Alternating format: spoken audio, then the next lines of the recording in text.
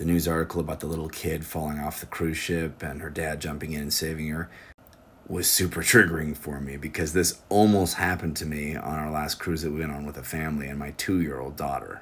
We were on like the top deck, like probably 12th, 11th, 13th, somewhere in there.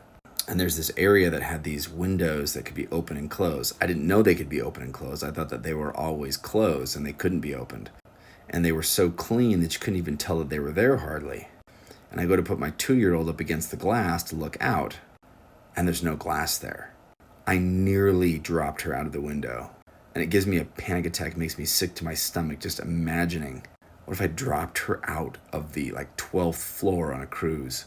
It's the kind of things that keep me up at night, like literally laying in bed, like imagining this, like getting sick to my stomach, imagining my little fragile 2-year-old daughter hitting the water, wondering why her dad dropped her out of the 12th story of a cruise ship, and then her not being able to breathe and maybe drowning before I'm able to get there, or I try to jump out and maybe I get knocked unconscious. Anyways, yeah. You got to be really careful because your head can go to a really dark place, and I've literally been kept up multiple nights thinking about this. It gives me so much anxiety.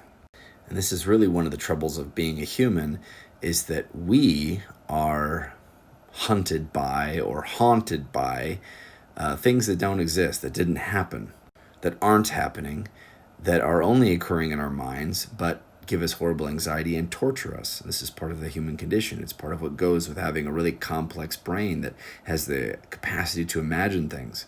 And it's why we suffer from so much anxiety. It's one of the reasons why. Our imagination can provide us with endless sources of anxiety. Things that might happen, things that could happen, things that have happened before, but not necessarily things that are happening. This is why so often I recommend meditation to people, to practice it, to get good at it. Because controlling your thoughts is the first step to controlling your anxiety. And I'm working on it too.